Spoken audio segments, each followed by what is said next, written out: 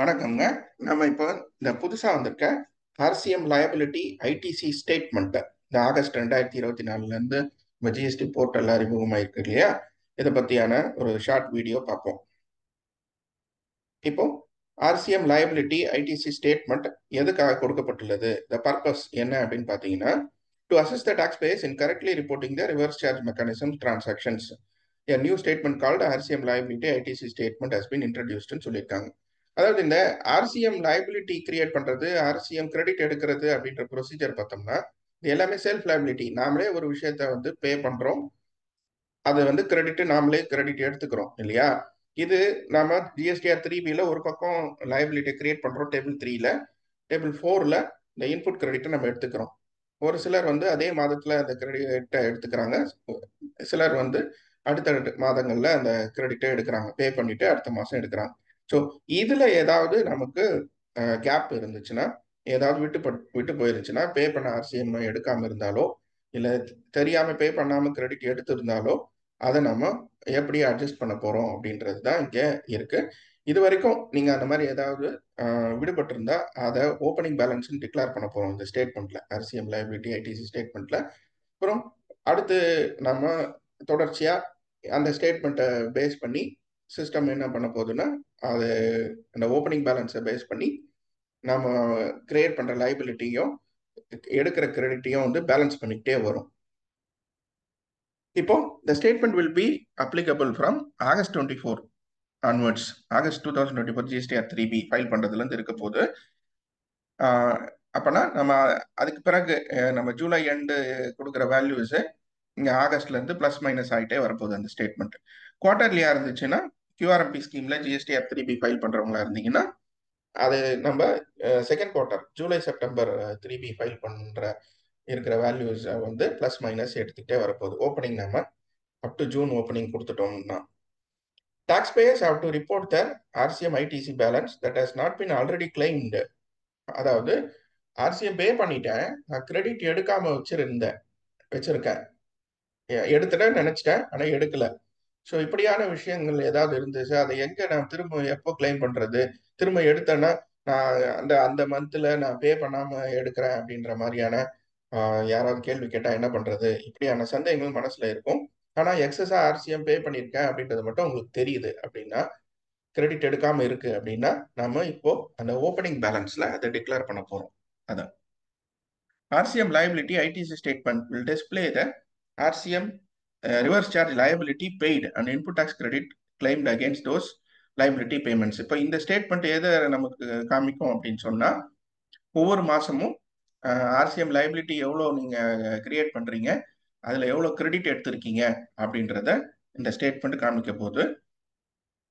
இது நாம இன்ஃபர்மேஷன் எங்கேருந்து எடுக்குதுன்னா, ஆர்சிஎம் லைபிலிட்டி கிரியேட் ஆகிற 3.1D ஸ்டேட்மெண்ட்ல இருந்தும், டேபிள் 3.1Dல இருந்தும், கிரெடிட் நம்ம அவைல் பண்ணக்கூடிய டேபிள் 4A2 அண்ட் 4A3 ரெண்டுல இருந்தும் இந்த இன்ஃபர்மேஷன் எடுக்குது. 4A2ன்றது இம்போர்ட் ஆஃப் சர்வீசஸ், அதுவும் ரிவர்ஸ் சார்ஜ்ல தான் பே பண்ணணும்ன்றது இருக்கு இல்லையா, இம்போர்ட் ஆஃப் சர்வீசஸ். அதனால 4A2வும் கன்சிடர் பண்றாங்க. Then RCM liability ITC statement can be accessed using the navigation. அதாவது இந்த சர்வீசஸ் மெனுவில் லெட்ஜர்ல இது அவைலபிளா இருக்கு. ஓப்பனிங் பேலன்ஸை அந்த ஆர்சிஎம் லைபிலிட்டி ஐடிசி ஸ்டேட்மெண்ட்டுக்குள்ள போனோம்னா ஓப்பனிங் பேலன்ஸுக்கு தனியா ஒரு ஆப்ஷன் நமக்கு அவைலபிளா இருக்கு. இந்த ஓப்பனிங் பேலன்ஸ் நம்ம டிக்ளேர் பண்ணும்போது மட்டும் ரொம்ப கவனமா பண்ணணும்னு சொல்றாங்க. அதனாலதான் அந்த tax payers has to exercise the due டெலிஜென்ஸ்ன்னு சொல்றாங்க. இந்த நம்ம எவ்வளோ இது வரைக்கும் கிளைம் பண்ணாம வச்சிருக்கிறோமோ அந்த விஷயத்த ரொம்ப தெளிவா கவனமா கால்குலேட் பண்ணி இங்க அதை நம்ம ரிப்போர்ட் பண்ணணும்ன்றத சொல்றாங்க. Paid excess RCM liability by declaring 3.1D ஏற்கனவே பே பண்ணிட்டேன், அதை நான் பட் நாட் கிளைம்டு, இதுவரையும் நான் கிளைம் பண்ணல, கிரெடிட் எடுக்காம வச்சிருக்கேன் அப்படின்னா, positive value fill positive value in opening balance. Opening பேலன்ஸ்ன்ற இடத்துல இந்த பாசிட்டிவ் வேல்யூவை போடுங்க. ஐஜிஎஸ்டியா சிஜிஎஸ்டி எஸ்ஜிஎஸ்டியா எவ்வளோ நான் இன்னும் பே பண்ண ஆர்சிஎம் கிரெடிட் எடுக்காம இருக்கிறத போடுங்கன்னு சொல்றாங்க. அதே நேரத்தில் இன்னொரு விஷயமும் possible. Availed excess RCM ITC, ஆகஸ்டுக்கு முன்னாடி மாதங்கள்ல நான் ஏதோ ஒன்று எக்ஸஸா ஆர்சிஎம் அவைல் பண்ணியிருக்கேன், ஆனா பே பண்ண மாதிரி எனக்கு தெரியல. அந்த விஷயத்தையும் நீங்க ஓப்பனிங் பேலன்ஸ்ல டிக்ளேர் பண்ணுங்கன்னு சொல்றாங்க. நெகட்டிவ் வேல்யூவா மைனஸ் போட்டு டிக்ளேர் பண்ணுங்க அப்படின்றத சொல்றாங்க. Opening balance that has been reported or amended. இதுல என்னன்னா அக்டோபர் 31ஆம் தேதி வரைக்கும் ரிப்போர்ட் பண்ணலாம்னு சொல்றாங்க. அதுக்கு பிறகு நான் அடுத்த ஒரு 30 நாளைக்கு நவம்பர் 30க்குள்ள ஏதாவது அதுல திருத்தம் இருந்தா அமெண்ட் பண்ணிக்கலாம், 3 முறை அமெண்ட் பண்ணிக்கலாம்ன்றதும் சொல்றாங்க. அதனால இந்த மாதிரி நாம ஓப்பனிங் பேலன்ஸ் போட்டு அதுல ஏதாவது தவறு இருந்தா அதை அமெண்ட்மெண்ட் ஏதாவது பண்ணி ஃபைனலா கன்க்ளூட் ஆகிற ஓப்பனிங் பேலன்ஸ் வந்து நம்ம அந்த ஆர்சிஎம் லைபிலிட்டி ஸ்டேட்மெண்ட்ல கிரெடிட் ஆகும் அப்படின்றத சொல்றாங்க. தென் in case taxpayer need to reclaim the RCM ITC, which was reversed in earlier tax period through table 4B2 of GSTR 3B, if eligible, he can reclaim the same in 4A5. இது எதுக்காக அப்படின்னா தவறுதலா ஒரு RCM கிரெடிட்டை வந்து நான் reverse பண்ணிட்டேன். தவறுதலா, அதாவது ஆர்சிஎம் கிரெடிட்டை ஆஸ் யூஷுவல் 4A3ல போட்டு கிரெடிட் எடுத்தேன்.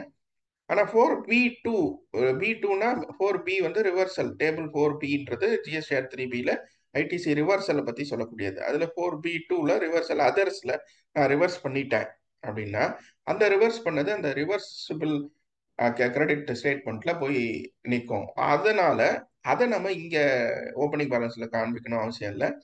அது நாம ஆஸ் யூஷுவல் 4A5ல காமிச்சிட்டு நம்ம அது ரீக்ளைம்டு ஐடிசிலேயே செப்பரேட்டாக 4D1ல நம்ம காமிச்சுப்போம் இல்லையா, அந்த மாதிரியான நடைமுறையை ஃபாலோ பண்ணிக்கலாம். அதுக்கும் இதுக்கும் சம்மந்தம் இல்லை அப்படின்றது முக்கியம். மந்த்லி ஃபைலரா இருக்கீங்க அப்படின்னா நம்ம July 2024 month end 3B file பண்ண பிறகு ஜூலைல ஆகஸ்ட் 20க்குள்ள ஃபைல் பண்ணியிருப்பீங்க இல்லையா.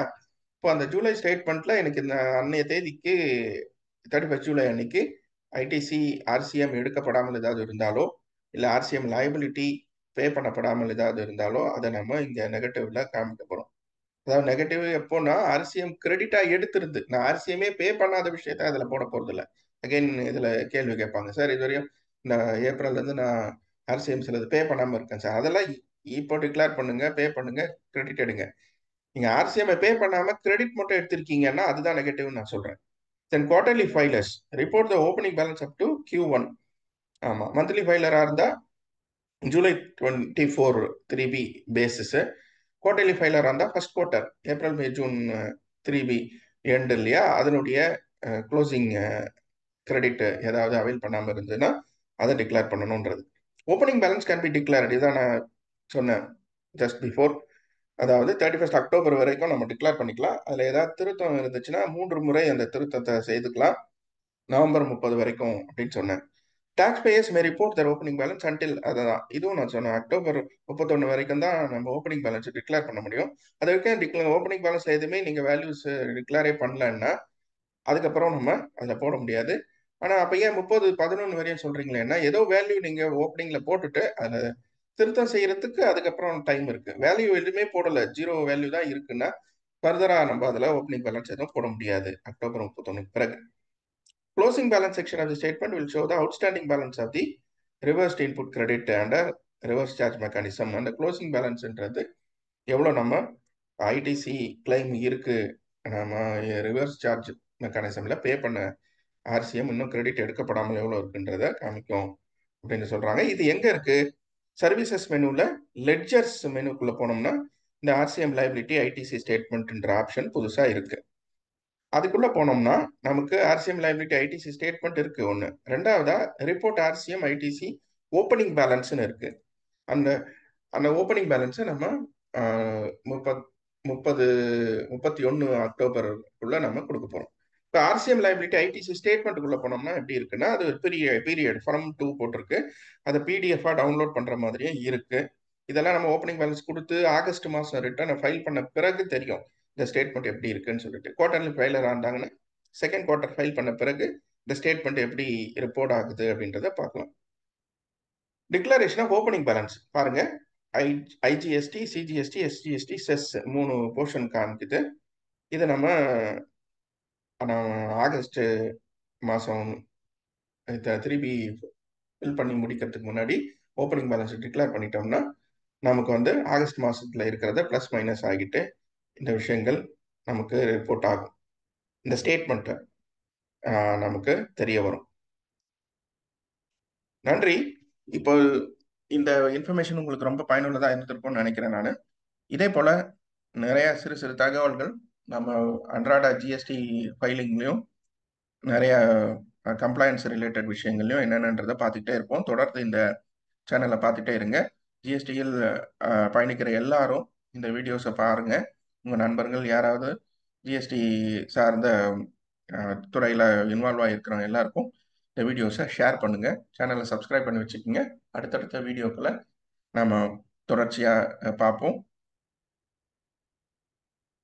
பல நுணுக்கமான தகவல்களை இப்படியாக நம்ம எல்லார் மனசுலயும் ஆழ் மனசுல இருக்கக்கூடிய சந்தேகங்களை ஒவ்வொரு சப்ஜெக்டும் நம்ம இந்த சேனல்ல டிஸ்கஸ் பண்ணிக்கிட்டே வந்துருவோம். தொடர்ந்து இணைஞ்சிருங்க. உங்களுடைய ஆதரவு தான் எங்களுடைய அடுத்தடுத்த முயற்சிகளுக்கு அச்சாணியாக இருக்கும். நன்றி.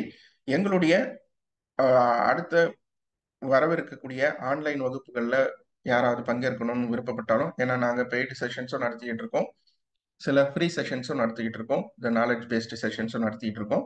அதில் யாராவது பங்கேற்க விருப்பம் இருந்தால் இந்த வீடியோக்கு கீழே பதிவிட்டிருக்க லிங்க்ல உங்களுடைய டீட்டெயில்ஸை கொடுங்க.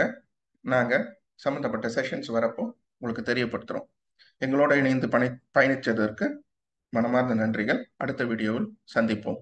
நன்றி, வணக்கம்.